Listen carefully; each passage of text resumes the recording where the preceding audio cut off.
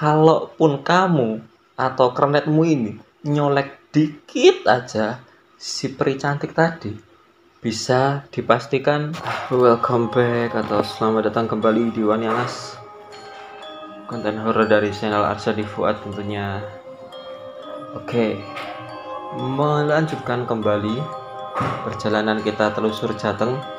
Kita sudah masuk kali ini di Kabupaten Batang. Ya, kalau mungkin teman-teman Wanyangas tahu ya, Kabupaten Batang itu terkenalnya dengan apa? Tentu saja dengan alas robannya. Alas roban, sebuah alas yang menyimpan banyak misteri, cerita-cerita horor yang ada di dalamnya. Banyak sekali kisah-kisah mistis di alas roban, di mana banyak kendaraan disesatkan, ada nenek-nenek tua, anak-anak kecil juga di sana. Namun yang akan diangkat ceritanya oleh Wanyangas kali ini adalah cerita yang Wanyangas ambil dari yudibatang.com, cerita tentang seorang sopir truk dan perempuan cantik ya. Seperti apa kisahnya? Silahkan diambil dulu kopinya, minumannya, cemilannya, sebatnya, karena kita akan mulai ceritanya kali ini.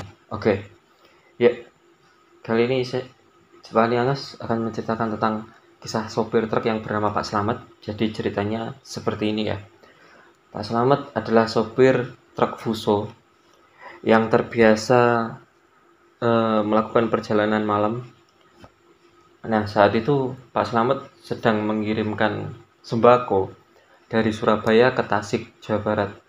Nah, saat itu perjalanan sudah masuk tengah malam ya, sekitar setengah 11 malam.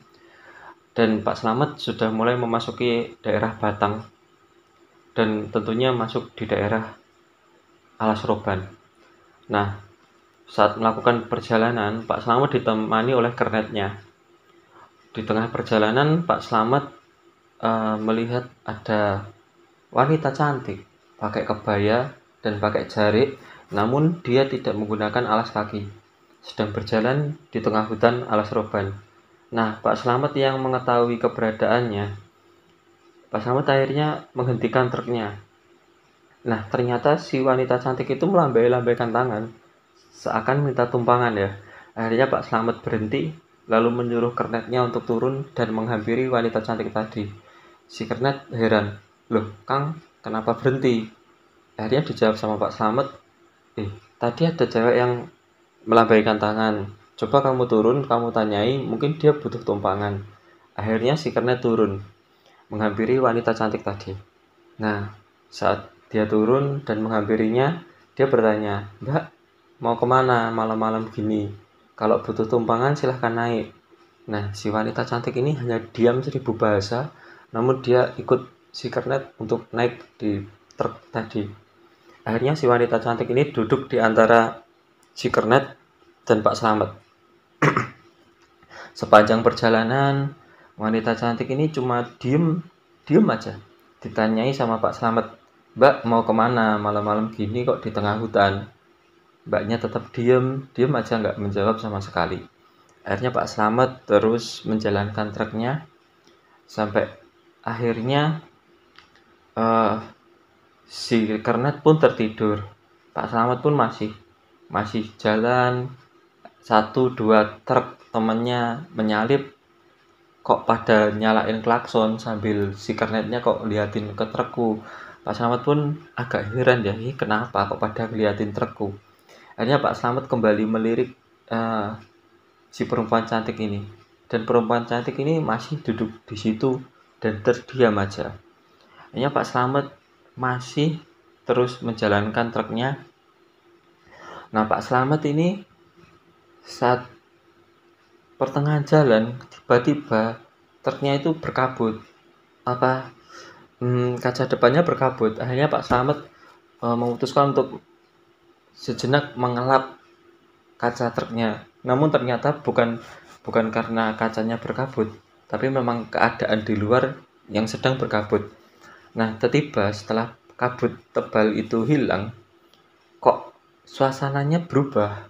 Jalan Alas Roban yang dikenal Pak Slamet penuh dengan toko-toko dan rumah warga, kok berubah menjadi rumah-rumah lawas, dan orang-orangnya pun juga orang-orang lawas, berpakaian lawas. Ya silakan lewat dulu motornya. Waduh, tenang, lagi rekaman lewat. Ya lanjut cerita. Ya setelah itu dia pun, Pak Slamet pun heran ya, agak heran. Dia akhirnya lihat lagi ke si wanita cantik itu, dan tetap aja wanita cantik itu diem aja gitu. Nah, setelah Pak Slamet kembalikan pandangannya ke jalan, loh kok kembali lagi ke wujud alas roban yang sebenarnya. Ya, alas roban yang biasa dilewati oleh Pak Slamet. Namun kali ini banyak sekali truk-truk yang kecelakaan. Bahkan di situ masih terlihat jelas para sopir-sopir truk yang kejepit truknya dan masih mengeluarkan darah. Ngeri ya. Nah, akhirnya Pak Slamet pun memutuskan untuk berbicara, membuka pembicaraan dengan Mbak Cantik tadi. Dia pun ngomong, "Mbak, ini saya mau makan. Saya mau makan, sebentar lagi ada rumah makan. Kita mau makan dulu. Mbaknya mau ikut apa enggak?" Pak Slamet mengajak Mbak Cantik tadi. Mbaknya lagi dan lagi dia masih terdiam. Akhirnya sampailah Pak Slamet di rumah makan sekitar aras roban yang menjadi langganan para sopir-sopir truk ya. Pak Slamet akhirnya berhenti, lalu dia membangunkan kernetnya. Bro, bangun bro, ayo mangan. Akhirnya mereka berdua turun untuk makan, karena si Mbak Cantik tadi nggak jawab ya. Nah, akhirnya dia masuk, terus Pak Slamet pun saat setengah makan, dia masih keinget ya sama si Mbak Cantik tadi. Dia akhirnya nyuruh kernetnya untuk kembali ke truk, untuk menawari Mbak Cantik tadi makan. Mungkin Mbak Cantiknya udah mulai lapar ya. Akhirnya si kernet disuruh, "Bro, coba balik ning truk, tawanono mbak emangan." Seperti itu. Akhirnya si kernet kembali lagi ke truk. Lah kok waktu si kernet balik ke truk, si Mbak Cantik itu udah nggak ada batang hidungnya, udah nggak ada di situ. Nah, si kernet pun masih berinisiatif mencari di sekitar Jalan Pantura, Jalan Alas Roban. Mungkin si Mbak Cantik itu lagi berjalan, turun jalan cari tumpangan yang lain. Namun saat dicari-cari, Mbak Cantik itu udah nggak ada. Udah nggak ada batang hidungnya. Akhirnya si kernet kembali ke warung makan tadi dan menceritakan pada Pak Slamet kalau si Mbak Cantik nggak ada. Mendengar si kernet yang mengadukan itu kepada Pak Slamet, akhirnya sopir-sopir dan kernet-kernet truk lain tertarik untuk mendengarkan ceritanya. Akhirnya salah satu sopir tua, sopir sepuh lah bilanglah seperti itu. Sopir sepuh itu bilang, "Lah, kok ndek mau kamu tadi itu ditumpangi sama peri alas roban. Peri alas roban. Untung aja kamu nggak sempet godain si peri alas roban tadi. Kalaupun kamu atau kernetmu ini nyolek dikit aja si peri cantik tadi, bisa dipastikan trukmu akan kecelakaan. Untung kamu nggak sempet godain, bahkan nggak sempet nyolek dikit aja." Dan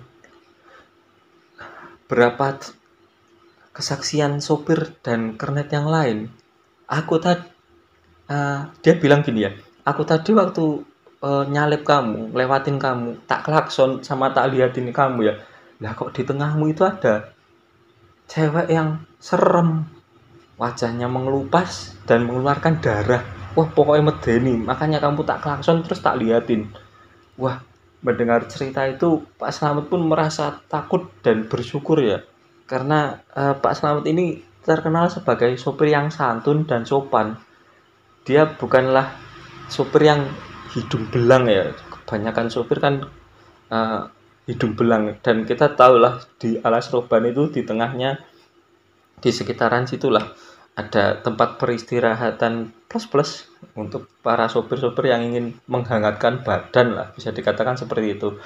Nah, akhirnya Pak Slamet selamat, si kernetnya juga selamat.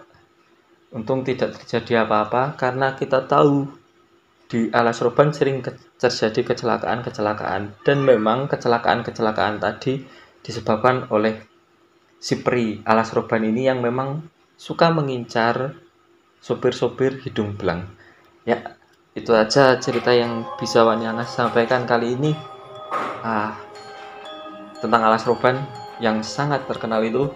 Ya, terima kasih sudah mendengarkan Wani Angas. Ojo wani-wani yang ke Odi, ojo wedi-wedi yang ke Wani Angas. Ciao, makasih.